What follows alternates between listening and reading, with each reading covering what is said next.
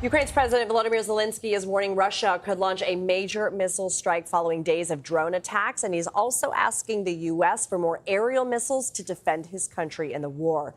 Let's bring in Face the Nation moderator and CBS News chief foreign affairs correspondent Margaret Brennan. Margaret, you just spoke exclusively with Zelenskyy. What did he tell you?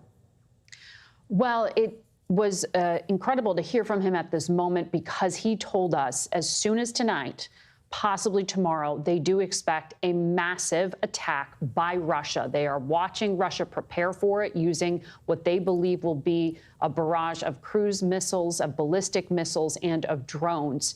And while the United States and Secretary of State says that Ukraine currently has the strongest military in Europe, Vladimir Putin has a strategic advantage. He has ballistic missiles at a time when the anti-missile technology is in short supply. We've been talking about the shortage of the Patriot missiles due to the war in Ukraine and the war in Iran.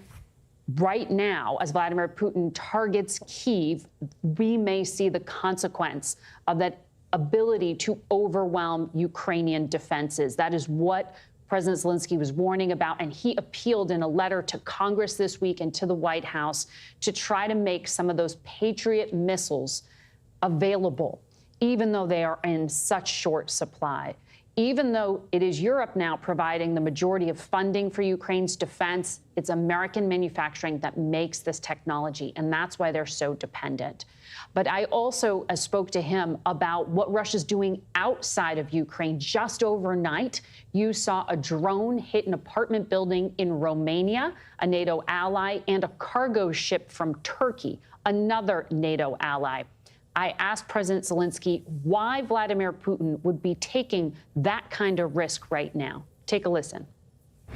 Russia uses this just to attack politically and by weapon pressure on NATO countries to look and the reaction.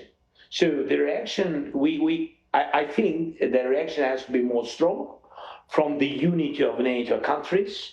And I think that Putin is comparing how this reaction and how it's changed during this 1 year or 2 years, 3 years.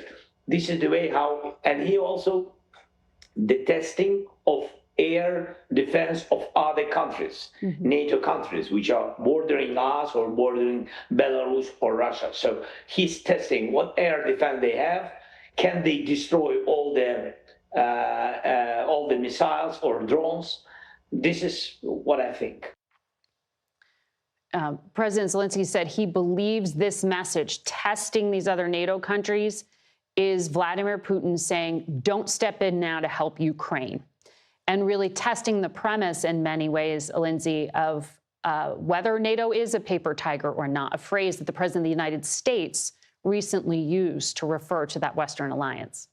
Margaret, before you go, I wonder if President Zelenskyy is disheartened by the lack of any diplomatic movement, at least any kind of high-profile diplomat. I'm sure there's stuff happening behind the scenes, but any high-profile diplomatic moves to try and end this war between Ukraine and Russia, given that the United States' attention now is on Iran and the Middle East. I wonder if he's tried to reach out to the White House, tried to reach out to the Secretary of State or anybody who can help jumpstart these negotiations again, because as we all recall, the President of the United States suggested during the campaign that he could end the war in 24 hours, and it's been, almost a year.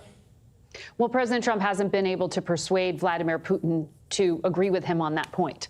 And what we heard from President Zelenskyy there was an offer, he said, to negotiate. He wants to signal he's ready for peace, but as we talk about in detail, he believes it's going to take more pressure in the form of sanctions, but also on the battlefield to convince Vladimir Putin that he needs to make some concessions. And you're exactly right, Vlad. All of these conflicts around the world are kind of overlapping here because the Trump administration's bandwidth seems to be maxed out by this ongoing conflict with Iran. And Zelenskyy said, when I specifically asked him about whether Secretary Rubio or Envoy Witkoff or Jared Kushner had been reaching out, he said he expects attention from them in a few weeks if they can resolve things with Iran. But that is a really big if. And right now, Secretary Rubio has indicated that negotiations aren't scheduled. There is no big effort underway any longer. And it is really interesting to see these conflicts overlap, because as we also talk about, President Zelenskyy says they uniquely have insight into how to take down those Iranian-made drones that are attacking America's ally in the Middle East. He wants to make clear that he is offering military support and help in that conflict if he can get a little on his front in his home country. And it isn't clear whether the United States will be able to re-engage anytime soon, or if any of the European partners have the credibility to force Vladimir Putin to make any kind of concession. Wow, fascinating. Margaret Brennan, thank you. And of course, you can watch more of Margaret's interview with Ukraine's President Volodymyr Zelenskyy on Face the Nation. It's going to air this Sunday at 2 p.m. Eastern right here on CBS News 24/7. Of course, you can also watch it on CBS and Paramount+.